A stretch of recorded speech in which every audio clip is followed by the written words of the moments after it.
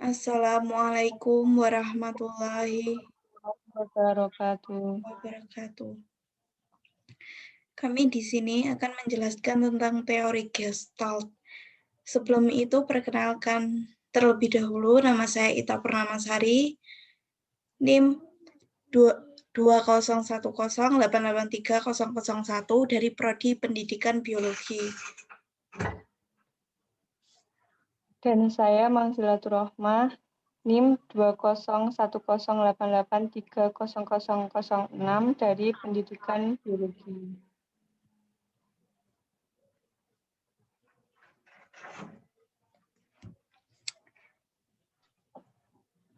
Belajar adalah kegiatan yang berproses dan merupakan unsur yang sangat fundamental dalam melaksanakan setiap jenis dan jenjang pendidikan.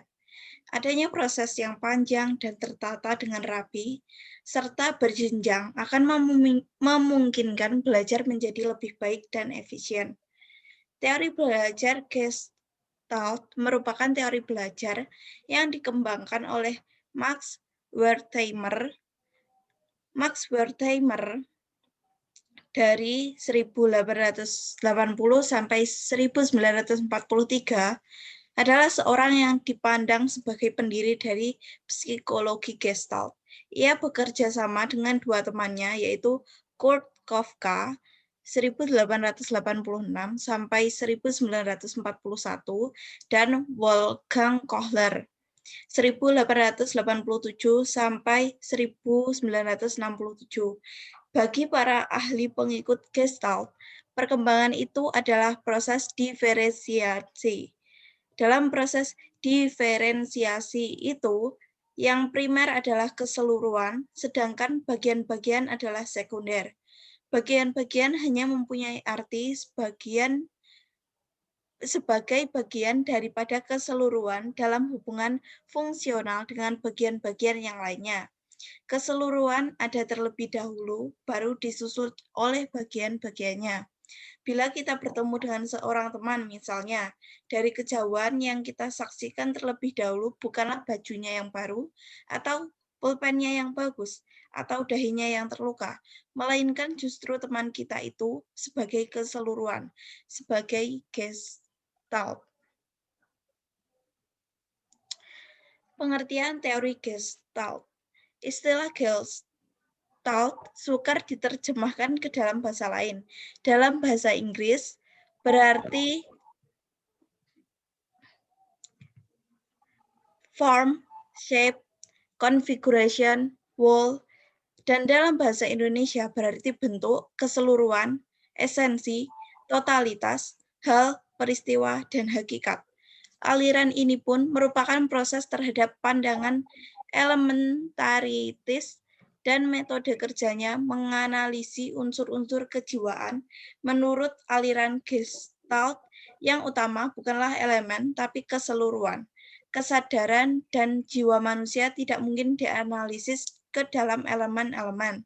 Gejala kejiwaan harus dipelajari sebagai suatu keseluruhan atau totalitas. Keseluruhan adalah lebih dari sekedar penjumlahan unsur-unsurnya. Keseluruhan itu lebih dahulu ditanggapi dari bagian-bagiannya, dan bagian-bagian itu harus memperoleh makna dalam keseluruhan. Psikologi Gestalt merupakan salah satu aliran psikologi yang mempelajari suatu gejala sebagai suatu keseluruhan atau totalitas. Data-data dalam psikologi Gestalt disebut sebagai fenomena atau gejala. Fenomena adalah data yang paling dasar dalam psikologi Gestalt. Dalam hal ini, psikologi Gestalt sependapat dengan filsafat fenomenologi yang mengatakan bahwa suatu pengalaman harus dilihat secara netral. Dalam suatu fenomena, terdapat dua unsur, yaitu objek dan arti. Objek merupakan sesuatu yang dapat dideskripsikan setelah tertangkap oleh indera. Objek tersebut menjadi suatu informasi dan sekaligus kita telah memberikan arti pada objek itu. Teori ini dibangun oleh 3 orang, Kurt Kafka, Max Wertheimer, dan Wolfgang Kohler. Mereka menyimpulkan bahwa seseorang cenderung mempersepsikan apa yang terlihat dari lingkungan sebagai kesatuan yang utuh. Selanjutnya, menurut Kafka, Gestalt adalah pertemuan gejala-gejala yang tiap-tiap anggotanya hanya mempunyai sifat atau watak dalam hubungannya dan dengan bagian-bagiannya, sehingga merupakan suatu kesatuan yang mengandung arti, dan tiap-tiap bagian mendapat arti dari keseluruhan itu. Yang primer Gestalt adalah bukan bagian-bagian. Bagian-bagian itu sendiri tidak ada, sebab Gestalt tidak terjadi dari jumlah bagian-bagian. Artinya, di dalam Gestalt tidak mungkin bagian-bagian itu berdiri sendiri. Psikologi Gestalt diawali dan dikembangkan melalui tulisan-tulisan 3 tokoh penting, yaitu Max Wertheimer, Wolfgang Kohler, dan Kurt Kafka. Ketiganya dididik dalam atmosfer intelektual yang menggairahkan pada awal abad 20 di Jerman, dan ketiganya melarikan diri dari kejaran Nazi dan bermigrasi ke Amerika. Sejak dahulu, aliran-aliran itu sangat penting artinya untuk membina semangat para ahli dalam kompetisi mendapatkan penemuan-penemuan baru dan saling memberikan kritik dan koreksi terhadap aliran-aliran yang lainnya. Aliran-aliran itu mengajukan teorinya masing-masing, dan banyak diantaranya menjadi dasar dari teori-teori psikologi modern masa kini.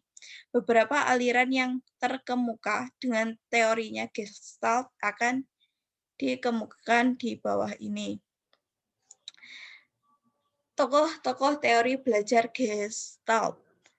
Yang pertama, Max Wertheimer dari 1880 sampai 1943. Max Wertheimer adalah tokoh tertua dari 3 serangkai pendiri aliran psikologi Gestalt. Wertheimer dilahirkan di Praha pada tanggal 15 April 1880. Ia mendapat gelar PhD-nya di bawah bimbingan Oswald Kolbe Wertheimer. Wertheimer dianggap sebagai pendiri teori Gestalt setelah dia melakukan eksperimen dengan menggunakan alat yang bernama stroboskop, yaitu alat yang berbentuk kotak dan diberi suatu alat untuk dapat melihat ke dalam kotak itu. Di dalam kotak itu terdapat 2 buah garis, yang satu melintang dan yang satu tegak. Kedua gambar tersebut diperlihatkan secara bergantian, dimulai dari garis yang melintang, kemudian garis yang tegak, dan diperlihatkan secara terus-menerus. Kesan yang muncul adalah garis tersebut bergerak dari tegak ke melintang. Gerakan ini merupakan gerakan yang semu, karena sesungguhnya garis tersebut tidak bergerak, melainkan dimunculkan secara bergantian. Yang kedua, Kurt Kafka. 1886 sampai 1941. Kafka lahir di Berlin tanggal 18 Maret 1886. Sumbangan Kafka kepada psikologi adalah penyajian yang sistematis dan pengamalan dari prinsip-prinsip Gestalt dalam rangkaian gejala psikologi, mulai persepsi, belajar, mengingat, sampai kepada psikologi belajar dan psikologi sosial. Teori Kafka tentang belajar didasarkan pada anggapan bahwa belajar dapat diterangkan dengan prinsip-prinsip psikologi Gestalt. Teori Kafka tentang belajar antara lain: A. Jejak ingatan, memory trace, adalah suatu pengalaman yang membekas di otak. Jejak-jejak ingatan ini diorganisasikan secara sistematis mengikuti prinsip-prinsip Gestalt dan akan muncul kembali kalau kita mempersepsikan sesuatu serupa dengan jejak-jejak ingatan tadi. Yang B. Perjalanan waktu berpengaruh terhadap jejak ingatan. Perjalanan waktu tidak dapat melemahkan, melainkan menyebabkan terjadinya perubahan jejak, karena jejak tersebut cenderung diperhalus dan disempurnakan untuk mendapat Gestalt yang lebih baik dalam ingatan. C. Latihan terus-menerus akan memperkuat jejak ingatan. Selanjutnya yang ketiga, Wolfgang Kohler dari 1887 sampai 1967. Kohler lahir di Reval, Estonia pada tanggal 21 Januari 1887. Menurut Kohler, apabila organisme dihadapkan pada suatu masalah atau problem, maka akan terjadi ketidakseimbangan kognitif. Dan ini akan berlangsung sampai masalah tersebut terpecahkan. Karena itu, menurut Gestalt, apabila terdapat ketidakseimbangan kognitif, hal ini akan mendorong organisme menuju ke arah keseimbangan. Eksperimennya adalah seekor simpanse diletakkan dalam sangkar.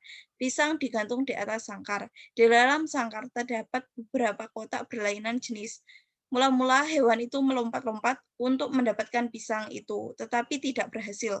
Karena usaha-usaha itu tidak membawa hasil, simpanse itu berhenti sejenak, seolah memikir cara untuk mendapatkan pisang itu. Tiba-tiba, hewan itu mendapatkan suatu ide dan kemudian menyusun kotak-kotak yang tersedia untuk dijadikan tangga dan memanjatnya untuk mencapai pisang itu. Dalam eksperimen Kohler, sampai pada kesimpulan bahwa organisme, dalam hal ini simpanse, dalam memperoleh pemecahan masalahnya diperoleh dengan pengertian atau dengan insight. Pokok pikiran teori Gestalt. Yang pertama, prinsip dasar Gestalt. A. Interaksi antara individu dan lingkungan disebut sebagai perceptual field.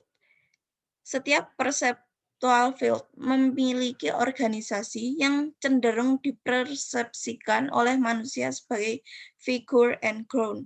Oleh karena itu, kemampuan persepsi ini merupakan fungsi bawaan manusia, bukan skill yang dipelajari. Pengorganisasian ini mempengaruhi makna yang dibentuk. Selanjutnya yang B, prinsip-prinsip pengorganisasian antara lain principle of proximity, bahwa unsur-unsur yang saling berdekatan, baik waktu maupun ruang, dalam bidang pengamatan akan dipandang sebagai satu bentuk tertentu. Yang kedua, principle of similarity. Individu akan cenderung mempersepsikan stimulus yang sama sebagai suatu kesatuan. Kesamaan stimulus itu bisa berupa persamaan bentuk, warna, ukuran, dan getaran.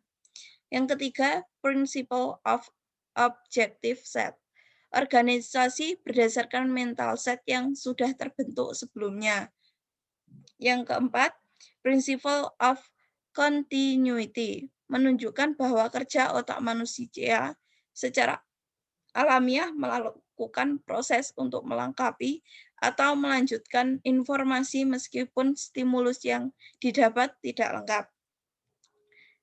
Yang kelima, principle of closure or principle or good form, bahwa orang cenderung akan mengisi kekosongan suatu pola objek atau pengamatan yang tidak lengkap. Orang akan cenderung melihat suatu objek dengan bentukan sempurna dan sederhana agar mudah diingat.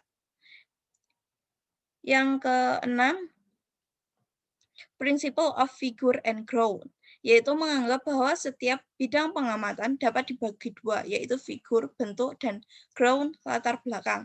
Prinsip ini menggambarkan bahwa manusia secara sengaja ataupun tidak memilih dari serangkaian stimulus mana yang dianggapnya sebagai figur dan mana yang dianggapnya sebagai ground. Yang ketujuh, principle of isomorphism, menunjukkan adanya hubungan antara aktivitas otak dengan kesadaran atau menunjukkan adanya hubungan struktural antara daerah-daerah otak yang teraktivasi dengan isi alam sadarnya.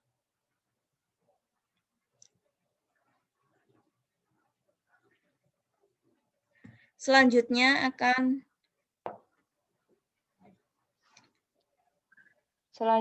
akan saya lanjutkan presentasinya. Hukum-hukum belajar Gestalt. Asumsi bahwa hukum-hukum atau prinsip-prinsip yang berlaku pada proses pengamatan dapat ditransfer kepada hal belajar.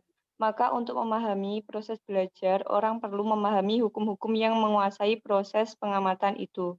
Pada pengamatan itu menekankan perhatian pada bentuk yang terorganisasi atau organized form dan pola persepsi manusia.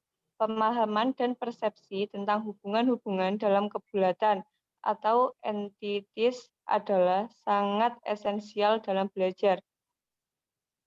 Psikologi Gestalt ini terkenal juga sebagai teori medan atau field, atau lazim disebut cognitive field theory. Pendiri aliran ini adalah keseluruhan lebih dan lain daripada bagian-bagian. Keseluruhan itu timbul lebih dulu daripada bagian-bagian.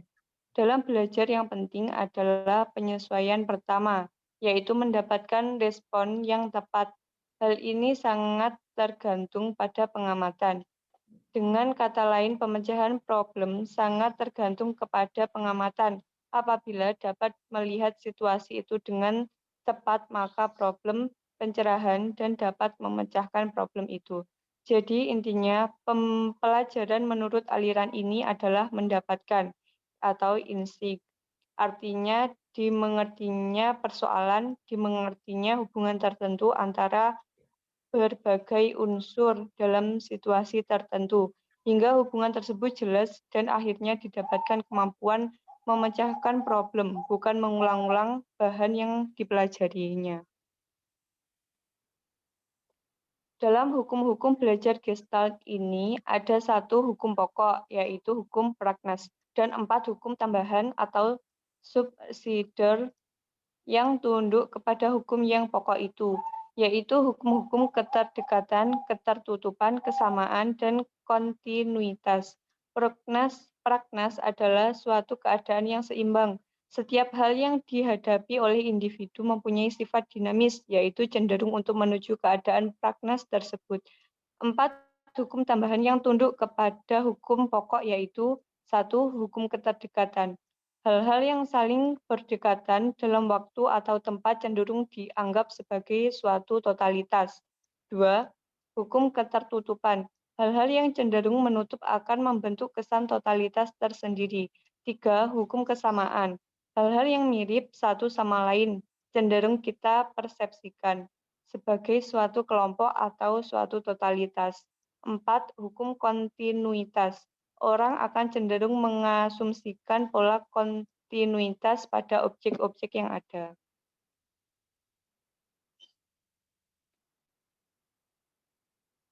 Aplikasi teori belajar Gestalt. 1. Belajar. Proses belajar adalah fenomena kognitif. Apabila individu mengalami proses belajar, terjadi reorganisasi dalam perceptual field-nya. Setelah proses belajar terjadi, seseorang memiliki pandang baru terhadap suatu problem. Aplikasi teori Gestalt dalam proses pembelajaran antara lain A. Pengalaman tilikan atau insight, bahwa tilikan memegang peranan yang penting dalam perilaku, yaitu kemampuan mengenal keterkaitan unsur-unsur dalam suatu objek atau peristiwa. B. Pembelajaran yang bermakna atau meaningful learning. Kebermaknaan unsur-unsur yang terkait akan menunjang pembentukan tilikan dalam proses pembelajaran. Makin jelas makna hubungan suatu unsur akan makin efektif sesuatu yang dipelajari. C. Perilaku bertujuan atau purposive behavior, bahwa perilaku terarah pada tujuan. Perilaku bukan hanya terjadi akibat hubungan stimulus-respon, tetapi ada keterkaitannya dengan tujuan yang ingin dicapai. Proses pembelajaran akan terjalan efektif jika peserta didik mengenal tujuan yang dicapainya. Guru sebagai arah aktivitas pengajaran dan membantu peserta didik dalam memahami tujuannya. Prinsip ruang life space, bahwa perilaku individu memiliki keterkaitan dengan lingkungan di mana ia berada. Oleh karena itu, materi yang diajarkan hendaknya memiliki keterkaitan dengan situasi dan kondisi lingkungan kehidupan peserta didik. E. Transfer dalam belajar. yaitu pemindahan pola-pola perilaku dalam situasi pembelajaran situasi lain. Menurut pandangan Gestalt, transfer belajar terjadi dengan jalan melepaskan pengertian objek dari suatu konfigurasi dalam situasi tertentu untuk kemudian menempatkan dalam situasi konfigurasi lain dalam tata susunan yang tepat. Jude menekankan pentingnya penangkapan prinsip-prinsip pokok yang luas dalam pembelajaran dan kemudian menyusun ketentuan-ketentuan umum atau generalisasi. Transfer belajar akan terjadi apabila peserta didik telah menangkap prinsip-prinsip pokok dari suatu persoalan dan menemukan generalisasi untuk kemudian digunakan untuk memecahkan masalah dalam situasi lain. 2. Insight. Pemecahan masalah secara jitu yang muncul setelah adanya proses pengujian berbagai dugaan atau kemungkinan. Setelah adanya pengamalan insight,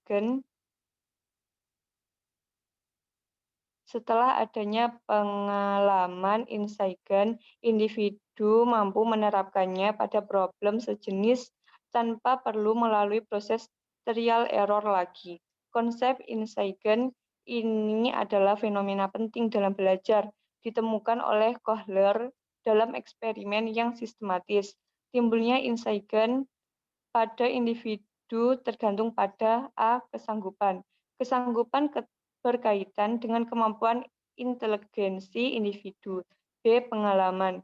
Dengan belajar, individu akan mendapatkan suatu pengalaman dan pengalaman itu akan menyebabkan munculnya insight. C. Taraf kompleksitas dari suatu situasi. Semakin kompleks masalah akan semakin sulit diatasi. Do. Latihan. Latihan yang banyak akan mempertinggi kemampuan insight dalam situasi yang bersamaan. E. Trial and error. Apabila seseorang tidak dapat memecahkan suatu masalah, seseorang akan melakukan percobaan-percobaan hingga akhirnya menemukan insight untuk memecahkan masalah tersebut. 3. Memori. Hasil persepsi terhadap objek meninggalkan jejak ingatan. Dengan berjalannya waktu, jejak ingatan ini akan berubah pula sejalan dengan prinsip-prinsip organisasional terhadap objek.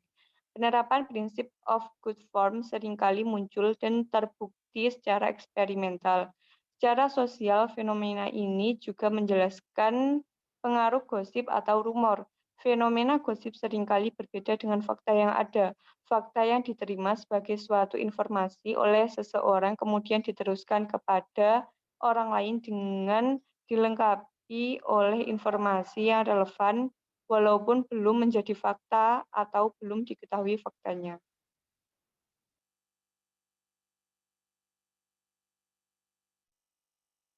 Studi kasus terapi Gestalt. Seorang remaja perempuan yang duduk di bangku kuliah berumur 20 tahun berinisial P memiliki konflik dalam memilih keputusan untuk masa depannya. P adalah anak yang biasa melakukan semua hal sendiri. Di masa kecilnya, P dikenal anak yang sangat manja. Di umurnya sekarang, P mengakui bahwa ia belum seluruhnya mandiri akan hidupnya. Walaupun ia sudah ditinggalkan ibu dan ayah yang tidak tahu keberadaannya, ia belum bisa untuk memikirkan pekerjaan untuk masa depan. Ia menginginkan setelah lulus sarjana melanjutkan ke S2. Meski orang tua tidak ada di sisinya, namun P masih memiliki kakak laki-laki yang mengurusi segala investasi dari orang tua P.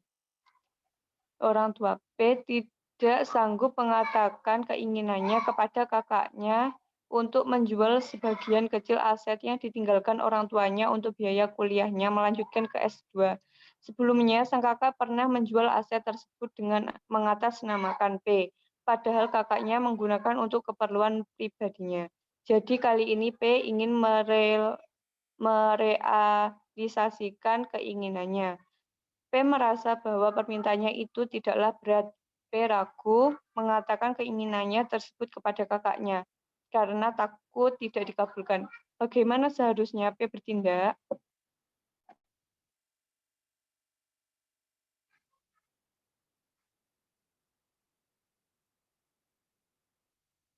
Analisa kasus menggunakan pendekatan Gestalt. Pada kasus ini, konselor dapat menerapkan teknik pembalikan. Teknik pembalikan maksudnya adalah konseli terjun ke dalam suatu yang ditakutinya karena dianggap bisa menimbulkan kecemasan dan menjalin hubungan dengan bagian-bagian diri yang telah ditekan atau diingkarinya. Gejala-gejala dan tingkah laku seringkali mempresentasikan pembalikan dari dorongan-dorongan yang mendasari.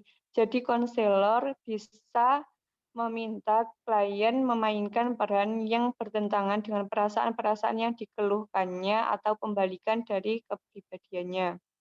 Seperti halnya P yang takut dan ragu untuk mengungkapkan keinginan kepada kakaknya untuk melanjutkan S2 dan meminta kakaknya untuk menjual sedikit aset yang ditinggalkan oleh orang tua mereka untuk biaya kuliahnya nanti. Karena P sangat menginginkannya setelah lulus sarjana, nanti P ingin melanjutkan S2. Di sini konselor perlu membawa klien untuk masuk ke dalam suatu yang ditakutinya itu. Konselor berusaha meyakinkan dan mengkondisikan klien untuk mengikuti prosedur yang telah ditetapkan sesuai dengan kondisi klien. P tidak perlu takut untuk mengatakan keinginannya kepada abangnya tersebut dan konselor perlu meyakinkan konseli bahwa permintaannya itu akan dikabulkan oleh kakaknya.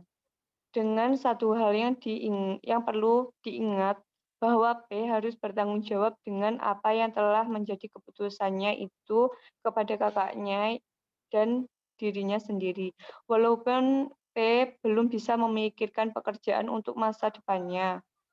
Ada dua hal yang dilakukan konselor, yaitu membangkitkan motivasi P sekaligus meyakinkan P bahwa permintaannya akan dikabulkan oleh sang kakak, dan membangkitkan otonomi P, menekankan bahwa P harus mengemukakan alasan-alasannya secara bertanggung jawab kepada konselor bahwa P ingin melanjutkan S2 dengan sungguh-sungguh. Setelah P memperoleh pemahaman dan penyegaran tentang pikiran, perasaan, dan tingkah lakunya, konselor mengantarkan P memasuki fase akhir konseling.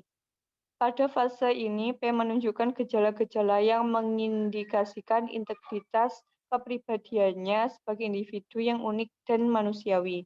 Sehingga dalam kasus ini, sebenarnya tujuan utama dari konseling Gestalt adalah membantu P agar berani menghadapi berbagai macam tantangan maupun kenyataan yang harus dihadapi.